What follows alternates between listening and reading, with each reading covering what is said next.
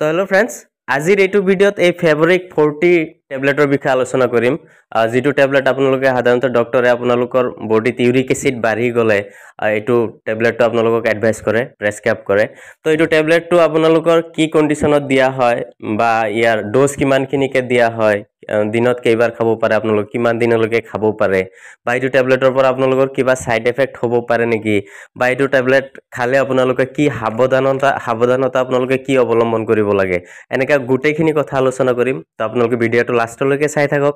আৰু যদি চেনেলটো নতুনকৈ চাই আছে তেতিয়াহ'লে চেনেলটো ছাবস্ক্ৰাইব কৰিব নাপাহৰিব, কাৰণ ফাৰ্মাচীত থকা এনেকুৱা প্ৰত্যেকটো মেডিচিনৰ ওপৰত আমি এটা ভিডিঅ' বনাই এইটো চেনেলত আপলোড দিওঁ।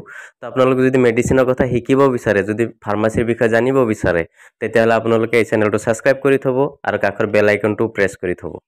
তো ফ্ৰেণ্ডছ, এই টেবলেটটোৰ এই ফেব্ৰিক 40 যিটো টেবলেট আছে, এই টেবলেটৰ যদি মেইন ইউজৰ কথা ক'ব যাওঁ, যে ডক্টৰ কেতিয়া আপোনালোকক এডভাইচ কৰে, তো এইটো মেইন ইউজটো হৈছে যে আপোনালোকৰ যেতিয়া বডিৰ ইউৰিক এচিডৰ লেভেলটো বাঢ়ি গ'লে আপোনাৰ সাধাৰণতে বডিৰ লোৱাৰ পাৰ্টত, সাধাৰণতে তলফালে আপোনাৰ জইনত, যেনেকৈ ভৰিৰ তলৰ গাঁঠিটো আছে, তলৰ গাঁঠিত এনেকৈ গাঁঠিটো ফুলি যায়, ৰঙা পৰি যায়, বা বহুত বিষ হয়, বা ভৰিৰ আঙুলিৰ যিটো জইণ্ট আছে তাতেও ৰঙা পৰি যায়, আপোনাৰ তাতে বহুত বিষ হয়। তো এনেকুৱা কিছুমান লক্ষণে দেখা দিয়ে, বা এনেকুৱা আপোনাৰ ইউৰিক এচিডটো বহুত দিন আপোনাৰ এনেকৈ থাকি গ'লে, আপোনালোকে ট্ৰিটমেণ্ট নকৰিলে লাহে লাহে ওপৰ ফালে আপোনাৰ আঁঠুত বিষটো লাহে লাহে ওপৰ ফালে উঠিব ধৰে। আপোনাৰ ইউৰিক এচিডৰ কিছুমান ক্ৰিষ্টেল জমা হৈ যায় তাতে, কিছুমান পাথৰৰ নিচিনা টাইট পদাৰ্থ কিছুমান জমা হৈ যায়, হৈ কিনে তাতে গাঁঠিটো ফুলি যায় আৰু তাতে বিষো হয় বহুত।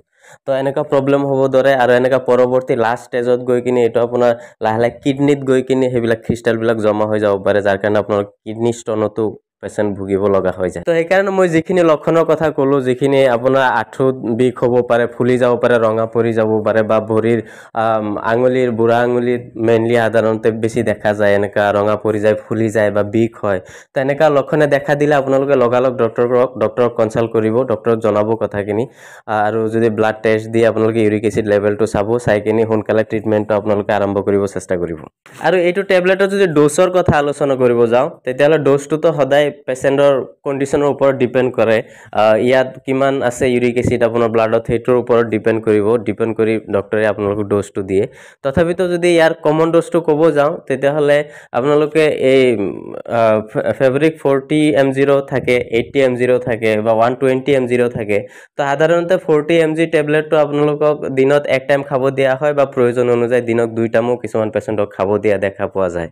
আৰু এইটো টেবলেটটো আপোনালোকে খানা খোৱাৰ পিছত এইটো টেবলেটটো ল'ব পাৰে। আৰু এই ফেব্ৰিক 40 টেবলেটটো লৈ থকা সময়ত আপোনালোকে ইয়াৰ কোৰ্চ ল'ব টাইমত সদায় মনত ৰাখিব যে আপোনালোকে এলকহলটো ল'ব নালাগে, এলকহল খাব নালাগে, মদ খাব নালাগে, আৰু আপোনালোকে পানীৰ পৰিমাণটো বেছিকৈ খাব লাগে। পানীটো যিমান পাৰে আপোনালোকে বেছি খাব লাগে, তেতিয়াহ'লে আপোনালোকৰ মেডিচিনটো ৰিজাল্টো বহুত ভাল পোৱা যায়, আৰু আপোনালোকৰ ছাইড এফেক্টৰ পৰিমাণো বহুত কমি যায়।